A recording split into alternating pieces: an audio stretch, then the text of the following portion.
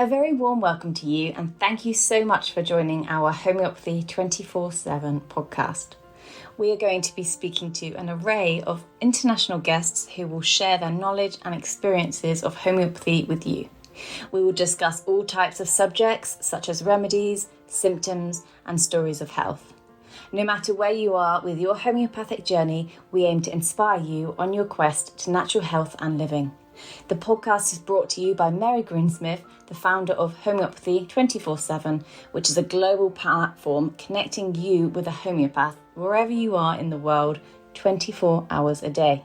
So let's get started with today's chat. Please welcome Mary Greensmith. Hello, lovely to see you all. Thank you very much for joining us. And I'm really pleased to welcome Karen Runacres. Karen is one of our homeopaths on Homeopathy 24/7. Lovely to see you again, Karen. Hello, Mary. How are you doing today? Good, really good. I'm loving this July rain, sunshine mix. Well, Mary, I just look at it. I don't have to waste any internal water. I just go and stand outside and have a shower because it's pouring down here in Cornwall. It's pretty heavy over the last few days, isn't it? It certainly is. Karen, you're going to talk to us about sleep and about all of the aspects that really that one word brings up. Yeah, and it's a pretty big subject, Mary. The reason that I wanted to draw attention to it is because I'm so conscious that people just say, "Oh, I had a bad night's sleep," and they just dismiss it. They don't think, "Oh, this is something to be concerned about." They might start to talk about it once it becomes a pattern, but if they have a bad night's sleep, it's just like, "Oh, well, never mind," and they get on with their day. And I think if you understand just exactly what goes on when we're at sleep at night and the results of not getting that sleep, then you might be more inclined to prioritize your sleep a little bit more. Okay, and of course that means if we're going to start prioritizing it, we need to understand it. We need to understand what is going to affect our sleep, what we're doing, and of course the results of not having the sleep. Absolutely. It's a massive subject, Mary, and we could be here for a long time. So I thought I'd start by saying, what happens when we go to sleep? We might be having a nice slumber, but actually the body's still very active. And if we're not getting good quality sleep, it's not able to perform all of its functions very easily. And then that's when we start to get the problems of illness coming in, but we're not necessarily going to associate that with a poor night's sleep. Yes, I really appreciate that. So let's start with talking about some of those actions that are happening during sleep. Okay, so one of the most important things is that our immune system actually creates all of the antibodies and the immune cells that combat bacteria and viruses during the night. So, if you're not sleeping, you haven't got a nice, strong immune system to support yourself with. We all need a nice, strong immune system with all the toxins and the bacteria, viruses, everything that's around at the moment. So that's a really important aspect. And then there's a number of hormonal issues or productions that happen during sleep. So, for example, we've got the human growth hormone. So if children and teens aren't sleeping well, then their ability to build their muscle mass, to repair their cells and tissues is compromised. So, it's really important to ensure that we get the sleep to combat, that time when, we really need to be creating repair cells and repair tissue. That really makes sense as well with the lower immunity then as well. Yes. They all kind of tie in together. We've got our appetite is actually controlled by a couple of hormones called leptin and ghrelin, and leptin is all about telling us that we've eaten enough, and the ghrelin is stimulating our appetite. Well, they're a nice little balance, aren't they? Yeah, absolutely. They're produced during the night. So if you don't get your full quota of sleep, then you're going to have a skewed balance on those. So you could end up either not being hungry at all or absolutely starving and completely overeating. And that's just because of the hormone balance rather than what's happening with your digestion. Exactly. And then, of course, you've got testosterone production. That actually requires a full 3 uninterrupted hours of sleep to be effective. And if you don't get that sleep, you don't want to play. You don't want to have a fun time in the bedroom. You're just not interested. So, you know, that can have quite an impact on your relationship with your partner. So you can see already how it's starting to spread. It's not just about the containment of you and your body. It's beginning to have an effect outside of that. And then another important area, Mary, is insulin production. You know, that again happens at night. And so, you know, if we get a lack of sleep, then we don't produce the correct amount of insulin. And then that leads to blood glucose problems. That is going to take us in the realms of insulin resistance. It's going to take us to diabetes. It's going to take us to obesity. Obesity ultimately is going to lead to a heart attack. Yeah. So it's affecting everything here, isn't it? Absolutely. And of course, we've got this autophagy system that goes through while we're sleeping as well, that is clearing out all of the dead parts of every cell in our body. Yeah. There's the detoxing processes going on. And then there's the brain is creating new neurons.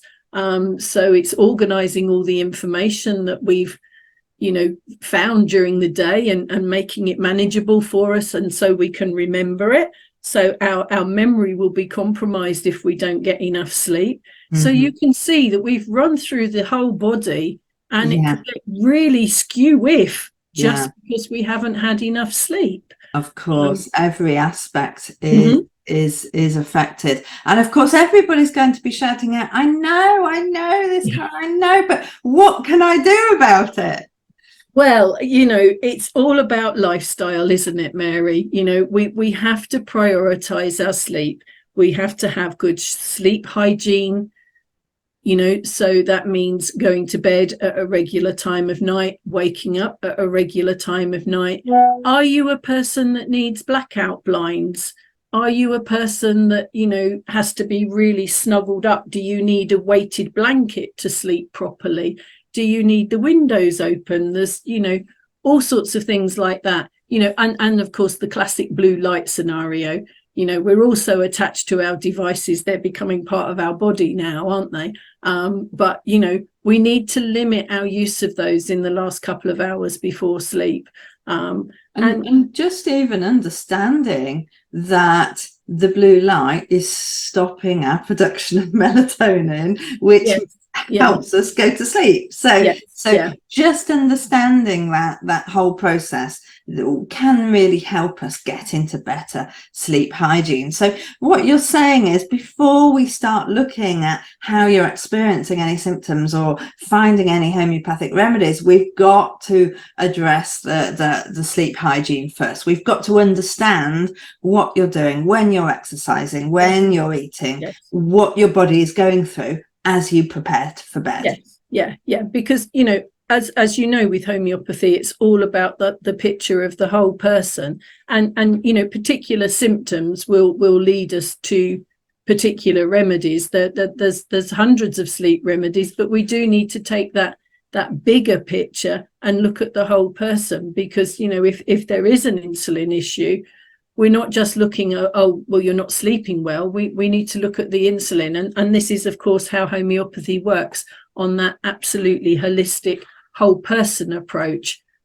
So your sleep issues inform us into the direction we need to look at for remedies for you, because our lack of sleep it will express itself in different ways.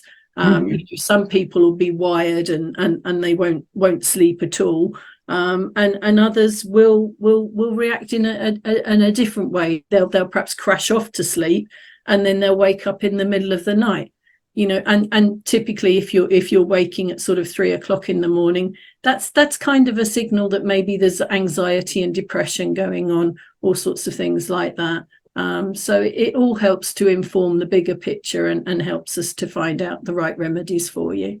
Okay, so what we're needing really is a 24-hour chart, isn't it? We need to know what time you're waking up, what mood you're in when you wake up, how hungry you are when you wake up, what you do during the day, when your best energy times are during the day, when you need a doze perhaps in the day, what time you start slacking off. That would be really important, wouldn't it? Absolutely. And as you identify those, they're all absolutely keynotes for different remedies, and this is why we ask these questions like, what's that time in the day when you just dip? Yes. And lycopodium is a lovely one for dipping. And, so that, yes, some people will wake up energized and raring to go and then crash, or some people they'll wake up in the evening and then struggle the other when morning comes. Yes, exactly. And of course, age is going to have some effect on this as well, isn't it? Because of course, when you get into puberty, your melatonin actually is put back by a couple of hours. So your production of melatonin changes into a different time, and that then goes back when you get into your late 20s. So as we go up through the ages, you'll find different changes, but also you'll be asking what time of night they might wake up, because that would indicate different remedies, wouldn't it? It certainly does. Yes. And even the the sleepless at night, sleepy during the day is an interesting rubric. I did a little post on that in the group quite recently. And there were two key remedies that came out, quite different remedies actually, Staphysagria and sulfur. So they were headline remedies within that rubric. So that just gives you an indication of the broad impact that a lack of sleep can have, because those are not really remedies that are totally lined up with each other, but they display a different version of the same symptom. Exactly. And of course, we need to know a little bit of background to be able to differentiate between the two, between which would be the better fit. Yes, exactly. So I'm expecting that with when people come to you with sleep issues, I'm not sleeping, it's not actually the sleep that you're going to be addressing. Is that right? Is it more symptoms, or more the cause, or never been well since? Yeah, well, as you know, Mary, we can start from any one of those points. I was just thinking about explaining how a homeopath works. I mean, we've got all the different places that we start in terms of, we always consider where the patient is and why they've come to see us. That's always the priority. But then you start to be informed by what they tell you. If they say, oh, well, I'm not concentrating very well, or I'm finding that decision making is hard, then you think, oh, is there something to do with sleep going on there, or is this stress, or is it something else? If they're expressing a lack of energy, well, is that, yes, we do tend to think about sleep fairly early on with that one, but it could be that their diet's not right. It could be that they're, working too many hours. They're not leading a balanced life. And of course, we always, as homeopaths, encourage people to lead a balanced life, but, being tired makes it very hard to do that, because it's an effort to drag yourself through the day, isn't it? Exactly. And what is needed to change? What do we, everybody needs a bit of energy in order to make change. Mm-hmm. So if they're coming with a lack of energy, it's obviously the first thing we need to be addressing in order for the body to do things differently, in order for creativity to burst into life, in order for people to make the changes that need to be made. Absolutely. We really need to focus on each individual and look what their needs are, look where the expression of their illness, their lack of sleep is coming from, and then we focus on those areas. And then that means we're able to bring the body balance back much more quickly. Okay, so when people talk about sleep or lack of sleep or sleep issues, we know that actually it could be any number of things that needs to be addressed. Yes. So it might be, even though it's coming under the umbrella of sleep, we might be looking at hormone balance. We might be looking at a chronic disease. We might be looking at a grief or a trauma. Yes. Yeah. We might be looking at stress and anxiety, and actually, are you doing what you're meant to be doing in this life, or are you, doing something that really doesn't agree with you? Because that is a huge reason, isn't it, for people not to sleep? It is. And I've had personal experience of that and seen it in patients. And a patient will sit in front of you and using that example, Mary, I can remember several patients who came to me and went, I'm just, you talk about work and they'd be like, oh no, I don't really want to talk about my work, and it doesn't motivate me, I don't enjoy it, I hate being there, and all that sort of thing. And you say to them, have you considered taking another job? And sometimes they look at you like, well, no. I said, well, perhaps that might be something that you could consider looking at, because it's really obvious that you're not enjoying it. And in all of those instances, I think that the patients that I've spoken to have come back and said, you're so right, I really hate my job, and I didn't realize until someone told me how much I really, really hate it. And so sometimes it's lifestyle changes that need to be made. It could be the job, it could be the relationship, it could be a family issue that's going on, so it's this wonderful holistic approach that we take, and we're incorporating the whole person, but we could be led into it through sleep, or we could be led into it by they're not enjoying their job. The leading could come from anywhere, couldn't it? And of course, when people book in to see a homeopath as well, and they come for all sorts of reasons, then from what they're telling you, it might lead to, okay, this is the primary issue, this is where the energy is at the moment, this is what we need to address first. And when we've got this sorted, everything else will start to fall into place. Yes, absolutely. Because I don't think people, say, for example, someone has got rheumatoid arthritis, then obviously they're in a lot of pain, and it's really difficult.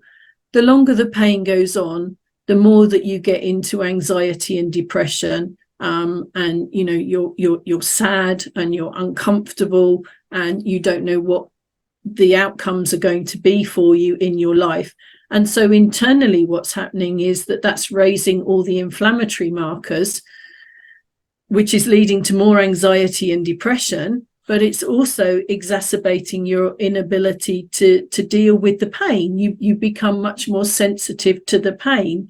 So, everything feeds in to everything else, and we get into these ever increasingly negative cycles from a point of either the pain, meaning that you don't sleep, and so the sleep means that the inflammatory markers go up because of that, and you just go around in this nasty vicious cycle all the time. And all we need to do is to just get in touch with the whole person, treat the whole person, take all of those things into consideration, and we can make such a difference.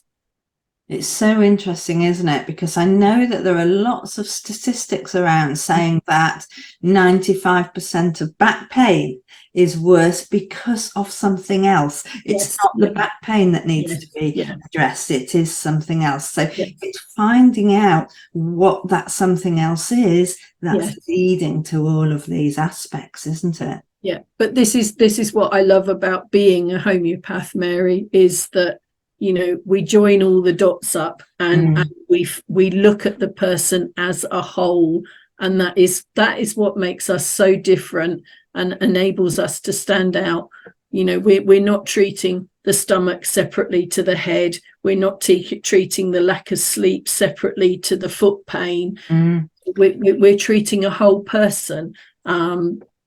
It's so important, isn't it? And what I love about homeopathy is the fact that all of our clients learn so much more about themselves, and as well as about homeopathy. It's not just about homeopathy, it's about understanding where this symptom has come from and what needs to be addressed and what you can change and where you need more energy in order to make that change. And therefore everybody learns so much more about themselves, which is just perfect. Yes, it is. It's wonderful, because as we said in the beginning, it's too easy to say, oh, I just didn't sleep very well last night. But actually, when you start to make those associations, then you realize how central sleep is to, you know, good quality sleep is to good quality health, but equally how having pain can affect the sleep. And then and so we go round and round, don't we? Yes, of course. So I understand that you've got a sleep community, a Facebook group about sleep. Is that specifically with homeopathy? It is, yes. We're quite a informative group, and we do an awful lot of remedy descriptions. Bieber, one of my colleagues, does the most fantastic remedies descriptions, and she'll give you a full run on a remedy, but they're always relating to sleep. So we draw out different aspects of sleep. You know, as I mentioned, I did a post recently where we talked about a particular rubric, and it was talking about sleep. But, you know, we're giving guidance. We're not saying that those remedies are absolute, because you've still got to do what we've been talking about all through this session, Mary, which is to consider the whole person. So you can't make a remedy choice just on what the sleep issues are. On one issue. So your intention, your purpose, therefore, is to help communities learn more about sleep, learn more about themselves, learn more about their symptoms, and learn what the real issue is that needs to be addressed. Absolutely. We're always looking to identify the root cause for people. Perfect. Well, we will put the link to the Facebook group down below, so people can click on there and also click through to your website and find out more about you and booking with you as well, because I know that you're helping a lot of people at the moment with various aspects of this, because it covers everybody at some stage in their life, doesn't it? Because, you know, whatever's going on, your sleep is going to affect it at some stage. Yes, that's right. Thank you, Mary. Brilliant. Lovely talking to you today. Thank you so much for coming in, and I look forward to speaking to you soon. All right, take care then. Bye-bye. Thank you, Karen, for coming today and having just such a brilliant conversation about homeopathy and sleep. It really is so useful for people just listening and finding out if homeopathy might be useful for them. Next week, I will be welcoming Kiera. Kiera is another homeopath from Homeopathy 24/7, and we're going to be talking about how to choose a homeopath, what to look for, what questions to ask when you are considering working with a homeopath. So a really important conversation that we don't talk about half enough. I look forward to seeing you there. If you've enjoyed this podcast today, please do like and subscribe, and if you can get the opportunity, please do leave us a review, because that really does help more people see our podcast and find out more about homeopathy. So it really does help everybody concerned. I look forward to seeing you next week. We hope you enjoyed today's episode and look forward to listening to our next one. Please don't forget to follow our podcast on your chosen channel, and please do leave us a review so we can continue to share homeopathy with as many people as possible. If you do have any questions, please do reach out to us on any of our social platforms mentioned in the show notes. We at Homeopathy 24/7 hope to empower you on your natural health journey.